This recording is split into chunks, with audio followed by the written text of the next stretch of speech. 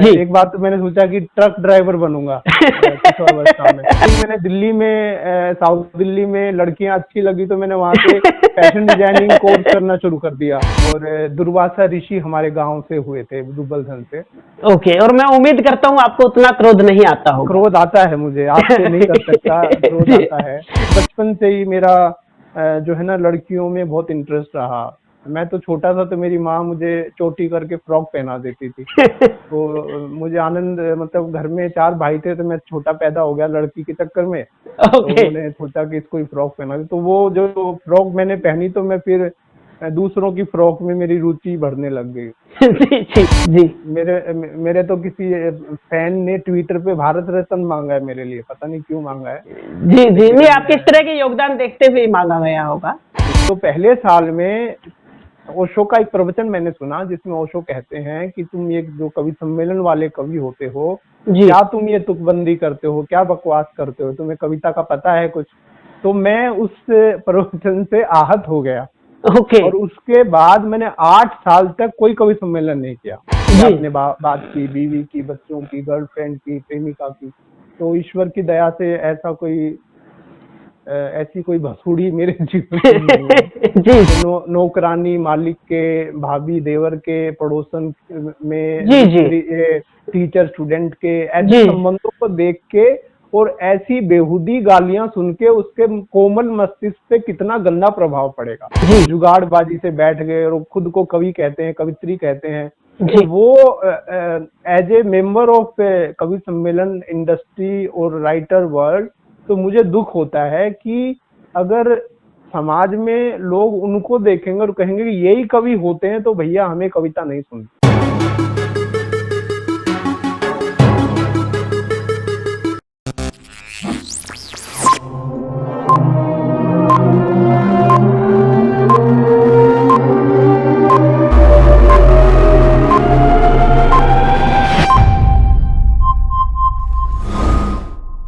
नमस्कार, हमारा मंच के सभी दर्शकों का सादर अभिवादन। दोस्तों, जैसा कि हमने आपसे वादा किया था, हमारा मंच की इस खास पेशकश इंटरव्यू सीरीज में हम आपसे उन सभी शख्सियतों से मुलाकात करवाएंगे जिन्होंने तमाम शारीरिक, पारिवारिक एवं सामाजिक बाधाओं को पार करते हुए सफलता के रजिस्टर में अपनी हाजिरी लगाई है। उसी कड़ी में आज हमारे साथ पुणे, महाराष्ट्र से हैं श्री सुनील साहिल जी। सुनील जी, आपका बहुत बहुत स्वागत है। नमस्कार संजय जी, और बहुत बहुत धन्यवाद आपका कि आपने मुझे इस मंच पर बुलाया जी, जिसका नाम है हमारा मंच।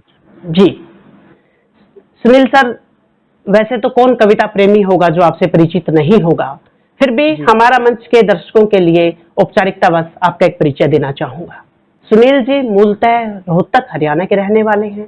आजकल महाराष्ट्र की सांस्कृतिक राजधानी पुणे में रहते हैं।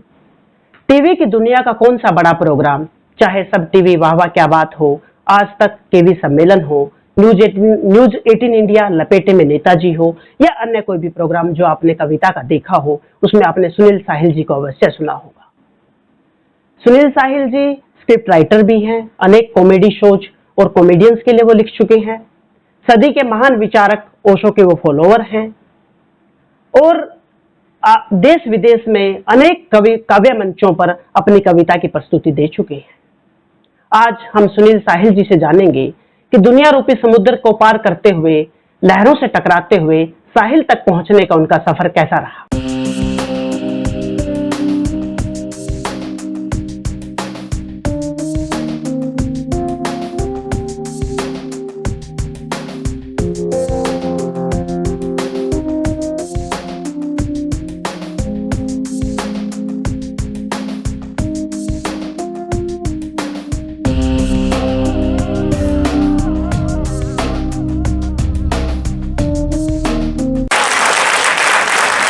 सुनील जी, पुनः स्वागत है। जी जी, धन्यवाद। सुनील जी, आज मेरा आपसे पहला सवाल यही रहेगा, अभी एक वेब सीरीज भी आई थी और उसमें भी ये बात चर्चा में रही, पूरे देश में उसके बाद चर्चित रही, प्लान बी, कि प्लान बी होना भी चाहिए या नहीं, और अगर होता है तो प्लान ए के साथ प्लान बी को कितना महत्व देना चाहिए, और आपका प्लान बी क्या था, और अगर कविता ही प्लान बी था तो फिर प्लान ए क्या था? देखिए, मुझे याद है कि मैं 18 वर्ष की आयु में कवि सम्मेलन मंचों पर आ गया था।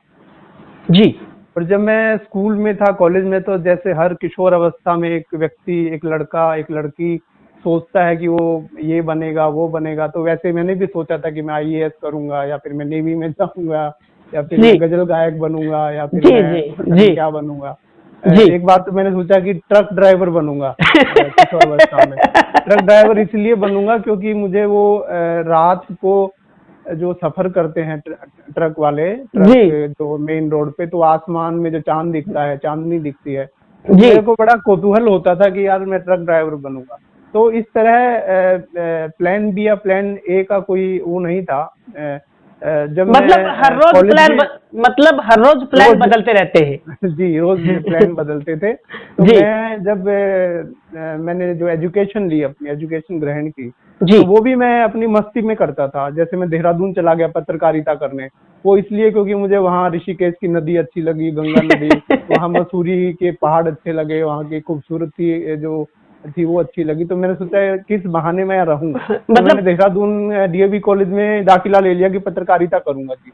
जी ऐसे ही मैंने दिल्ली में साउथ दिल्ली में लड़कियां अच्छी लगी, तो मैंने वहां से फैशन डिजाइनिंग कोर्स करना शुरू कर दिया। तो पिताजी बोले कि क्या करोगे, दर्जी जी बनोगे? जी मैंने कहा पता नहीं, वहां लड़कियां मुझे अच्छी लगी तो मैंने सोचा इधर कोर्स कर लेता हूँ। जी तो जी इस तरह से मेरा था कि कुछ बनना ही नहीं है मेरे को। जी लेकिन ये हुआ कि कवि सम्मेलन में आने का मेरा कोई मेरा विचार नहीं था। जब मैं स्कूल में था, कॉलेज में था, मैंने सोचा भी नहीं था कि मैं कवि बनूंगा या कवि सम्मेलन करूंगा।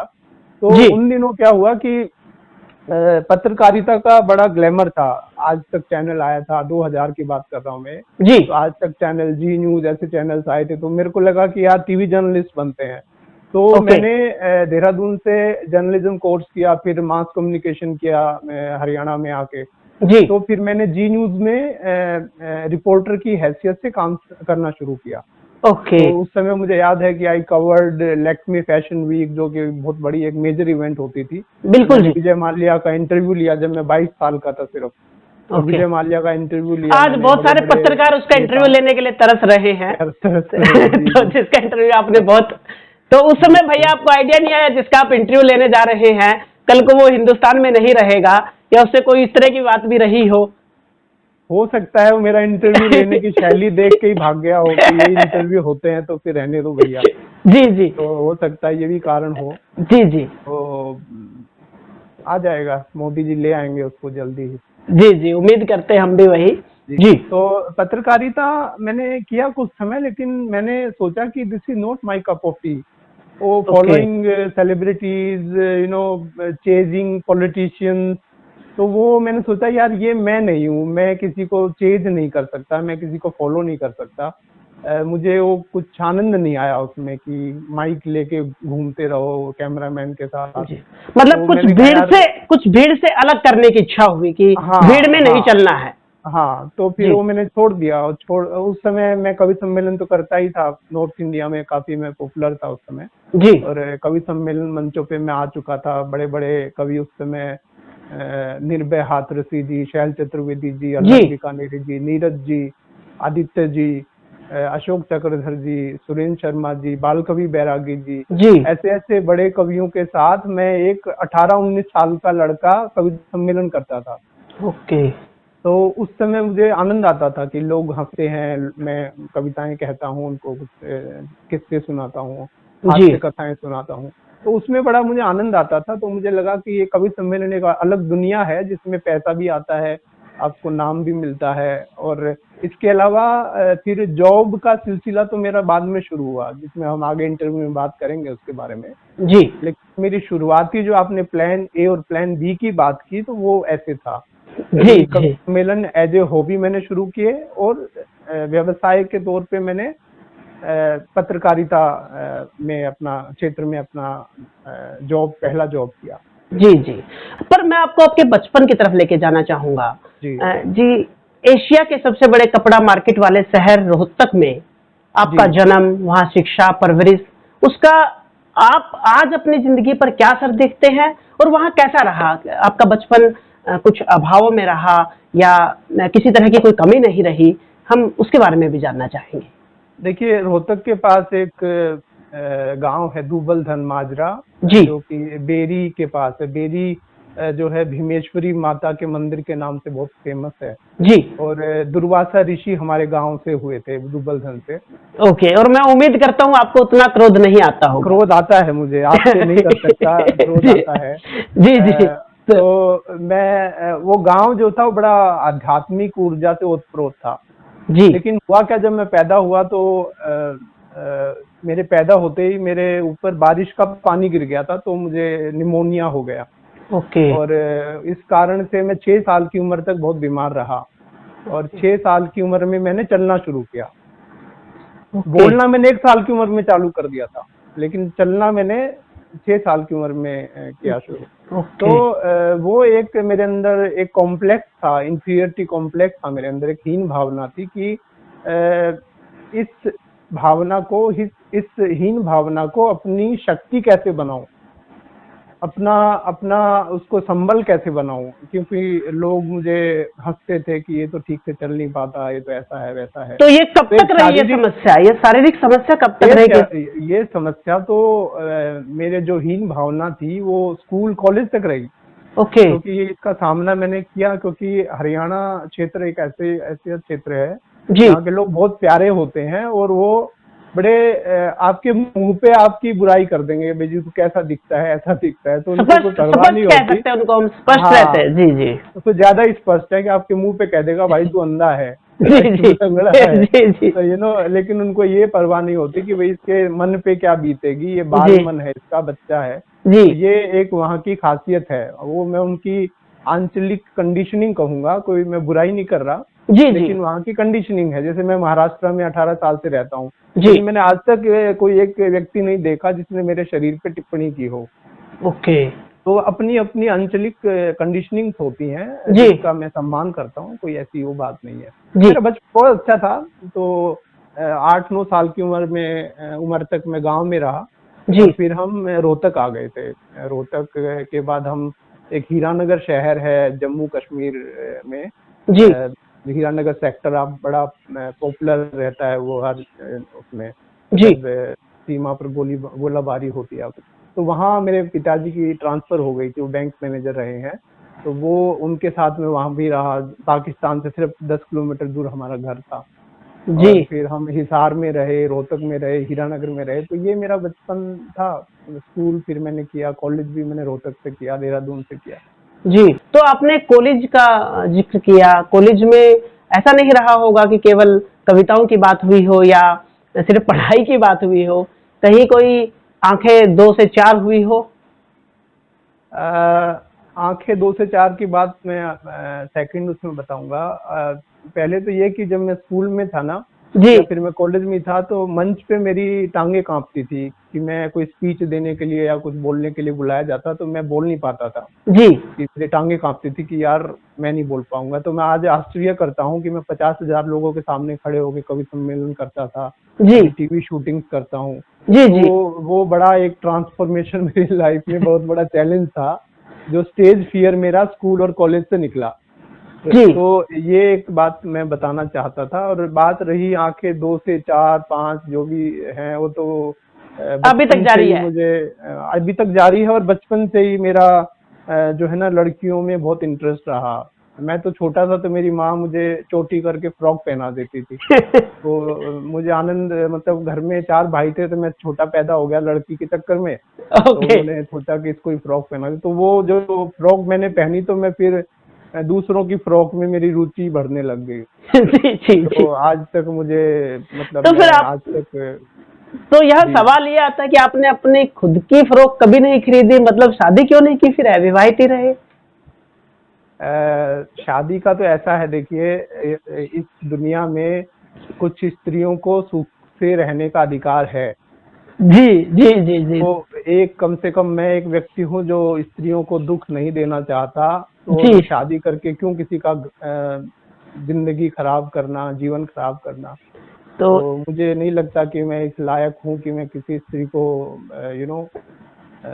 सुखी रख सकता हूँ। खुश रख सकता हूँ, लेकिन सुखी नहीं रख सकता। जी, पर इंसानियत में आपका ये योगदान रेखांकित किया जाएगा जी, कि आपने बिल्कुल इतना करना चाहिए। आप मैं तो जी मेरे तो किसी फैन ने ट्विटर पे भारत रत्न मांगा है मेरे लिए, पता नहीं क्यों मांगा है। जी जी, नहीं लेकिन आप किस तरह के योगदान देखते हुए मांगा गया होगा। जी जी बिल्कुल। जी जी।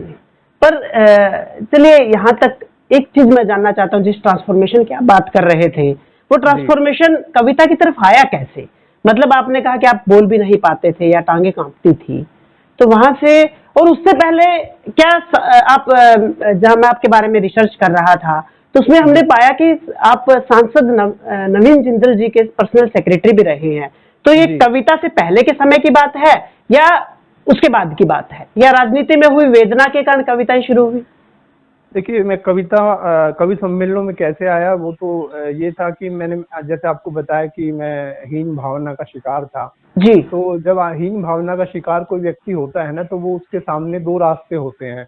जी या तो वो अपराधी बने, क्रिमिनल बने, गलत काम करे समाज में, या फिर सृजन करे, कोई नेक कार्य करे और अपने अपने आप का उदाहरण प्रस्तुत करे कि देखिए मुझे समाज ने तिरस्कृत किया, अपमानित किया, लेकिन उसके बावजूद मैं आपको हंसाने आया हूँ। जी तो ये ईश्वर की अनुकंपा थी मुझ पे, ब्लेसिंग थी कि उन्होंने मुझे गलत मार्ग पे नहीं भेजा।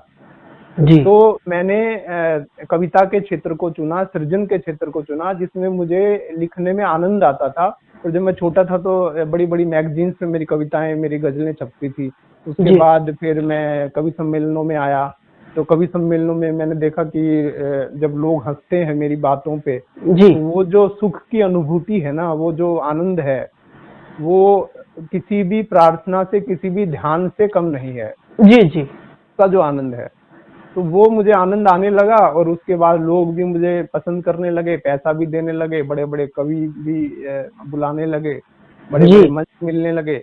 तो 2002 में मैं पुणे आ गया। पुणे ओशो का आश्रम है जो, जी तो उसमें मैं आके रहने लगा। करीब 4-5 साल में रहा। तो पहले साल में ओशो का एक प्रवचन मैंने सुना, जिसमें ओशो कहते हैं कि तुम ये जो कवि सम्मेलन वाले कवि होते हो, जी क्या तुम ये तुकबंदी करते हो, क्या बकवास करते हो, तुम्हें कविता का पता है कुछ? तो मैं उस प्रवचन से आहत हो गया। ओके। और उसके बाद मैंने 8 साल तक कोई कवि सम्मेलन नहीं किया।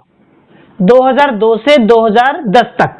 हाँ, बीच में किए होंगे कुछ, जैसे मैं इंग्लैंड गया था 2005 में कवि सम्मेलनों में। जी, जो लेकिन भारत सरकार द्वारा भेजा गया था, जो भारत जी सरकार, जी जी जी जी। तो मैंने 8 साल तक कवि सम्मेलनों में, मैंने लगा कि यार तुम कवि नहीं हो, तुम तो तुकबंद हो। तो ओके असली कविता उतरेगी तभी मैं दोबारा ज्वाइन करूंगा। तो ओके 2005 में ही नवीन जिंदल साहब मुझे ओशो कम्यून पुणे में मिले। वो जी उसको विजिट करने आए थे किसी शादी समारोह में।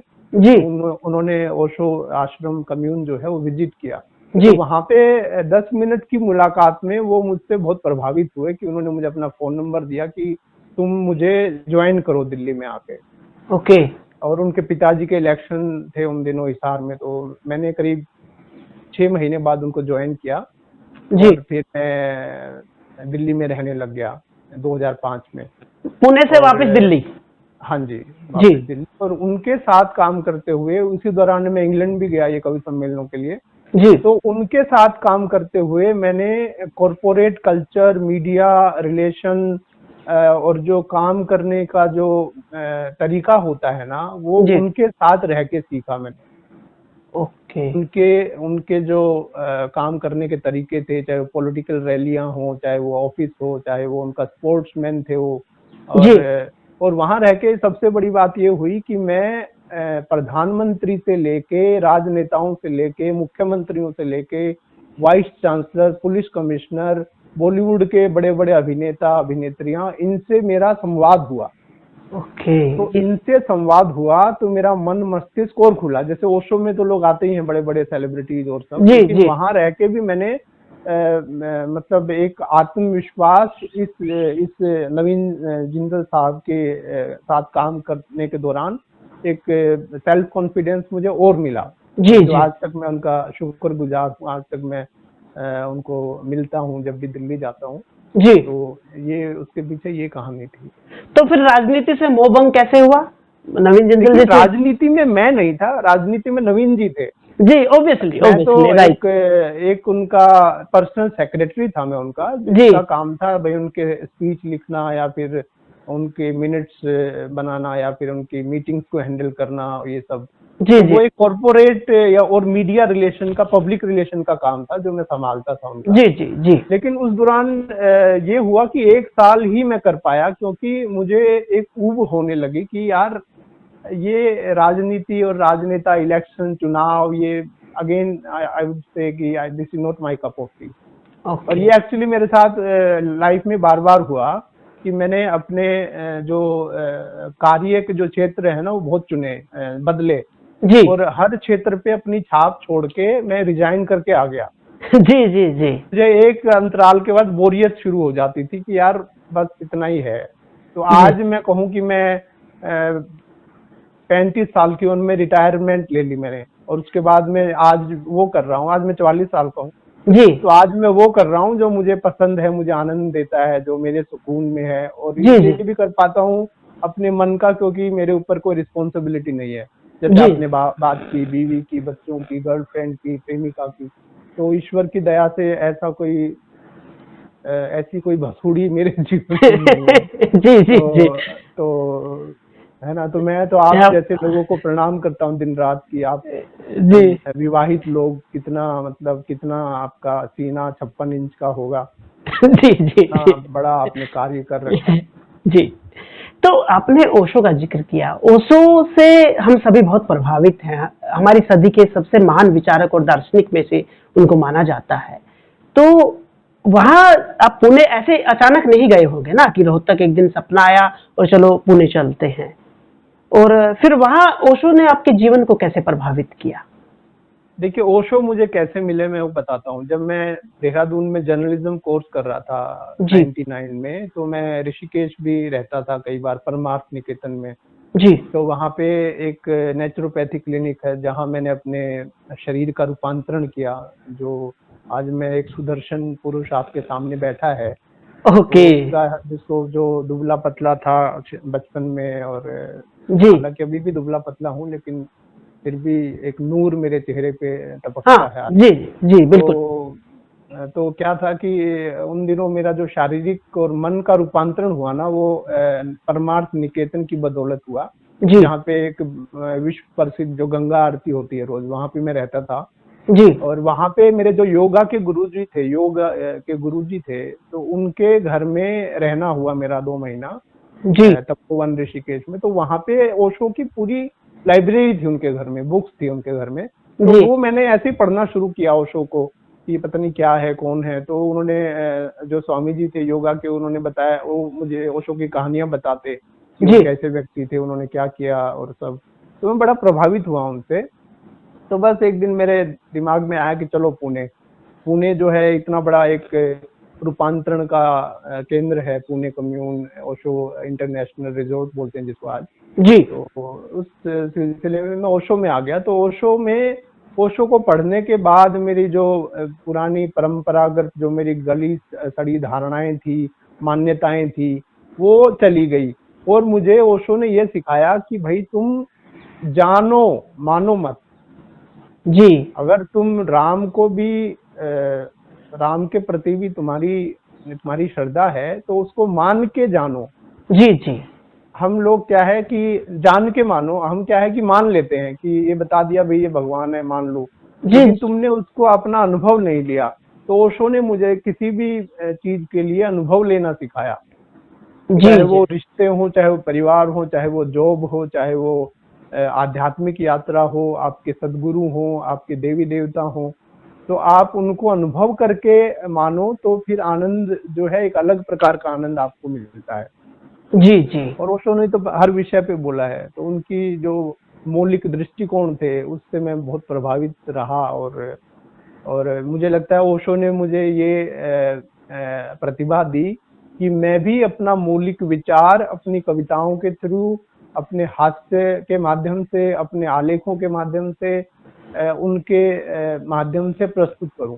जी ऐसा नहीं कि बोरोड नॉलेज की कहीं से इधर उधर से उठा लिया और आपने उसमें अपना थोड़ा डाल के पेश कर दिया। जी मैं जी प्रयास करता हूं कि मेरा जो भी लेखन है वो मौलिक हो, और एक कुछ उसमें नया विचार प्रस्तुत हो। जी जी तो हम ये जो खूबी आई है ओशो की वजह से आई मेरे जीवन जी जी हम अच्छा, इससे ज्यादा मेरी रुचि आपके काव्य संग्रह में है, 90 ml समंदर।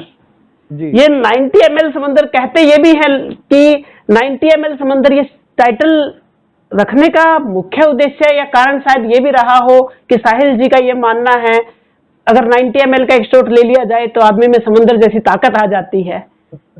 तो नहीं ऐसा जी तो ऐसा हम कुछ नहीं है। जी हाँ जी जी बताइए। जी तो यह जानना मैं ये चाह रहा था कि ये टाइटल कैसे आया और ये 90 ml ही क्यों फिर?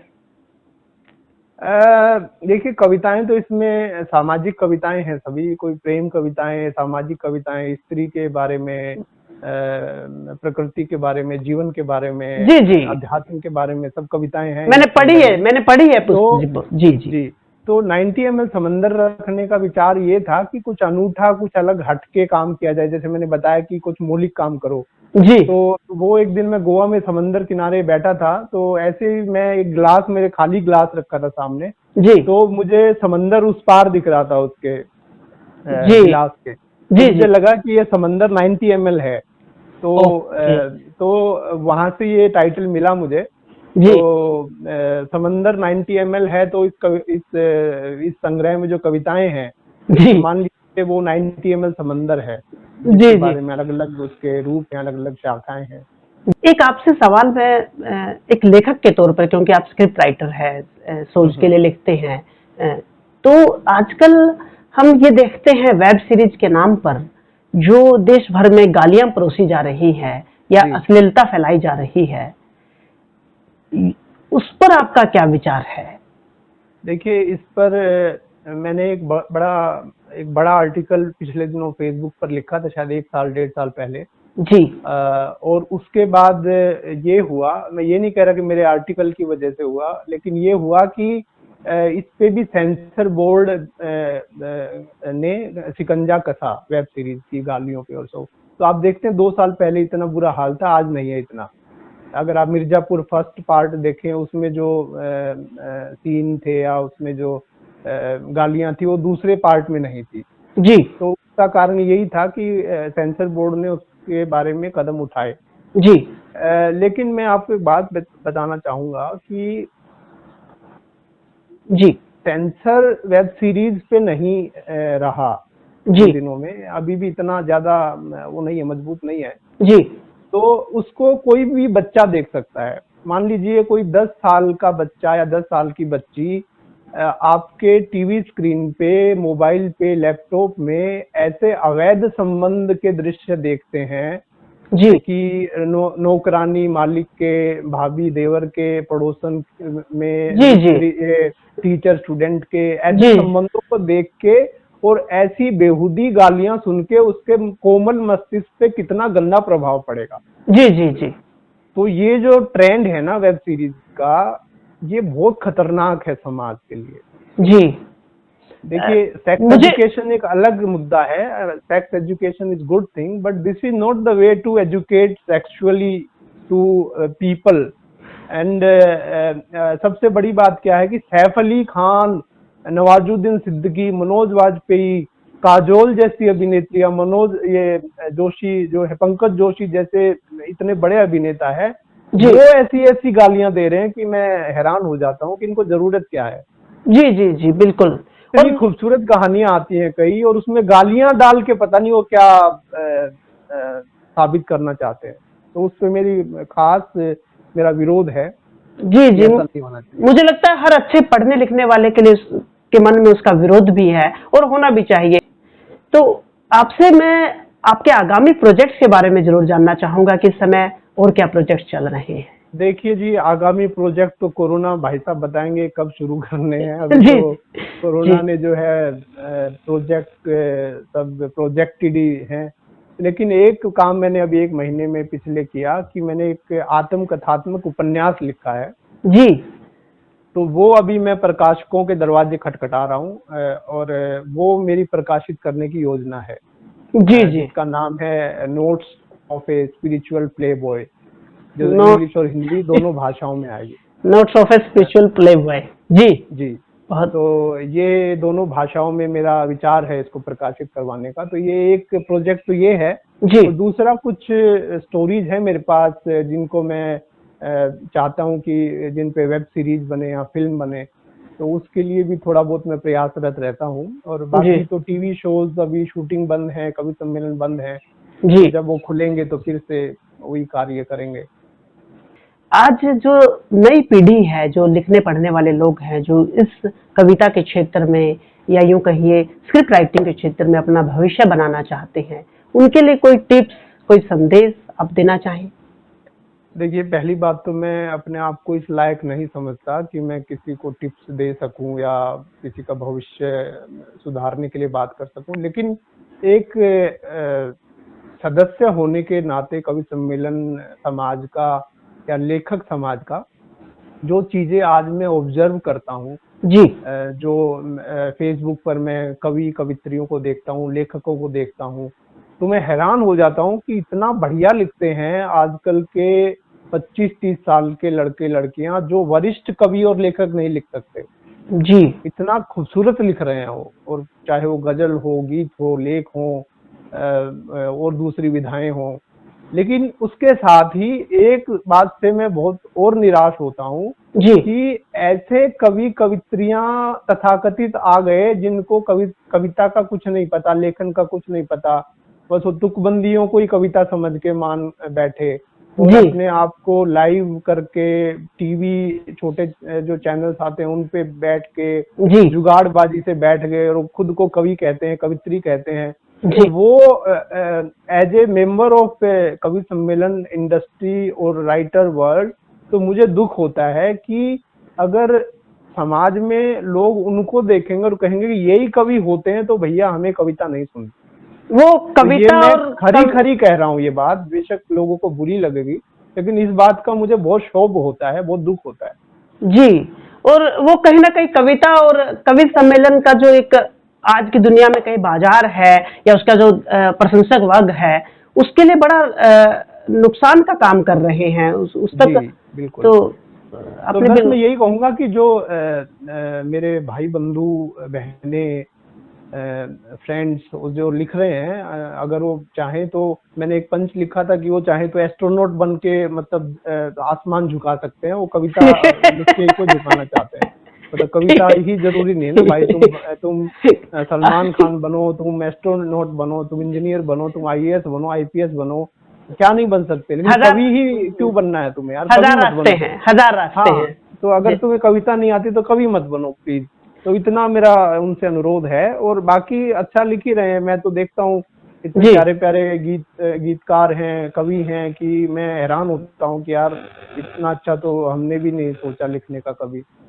तो बहुत अच्छा काल है, अगर हिंदी भाषा का देखें, हिंदी साहित्य का देखें ना इस समय हम, तो बहुत अच्छा काल है इस समय, बहुत अच्छा काम हो रहा है। तो हम आपको आपके आगामी प्रोजेक्ट्स के लिए, आपकी इस बात के लिए कि आपने जिंदगी में कहते हैं अगर सुकून है तो बाकी सारे बाई प्रोडक्ट हैं, चाहे वो पैसा हो चाहे लग्जरी हो, वो सारे बाई प्रोडक्ट हैं।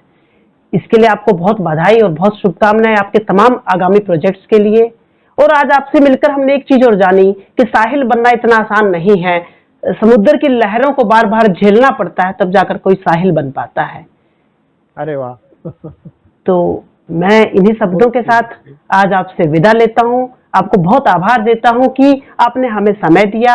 आपसे बात करके सचमुच हमें बहुत अच्छा लगा और मुझे लगता है नई पीढ़ी के जो लोग जो लिखना पढ़ना चाहते हैं आपके इस इंटरव्यू से जरूर प्रभावित होंगे, जरूर उनको एक नया मार्गदर्शन मिलेगा। बहुत बहुत धन्यवाद।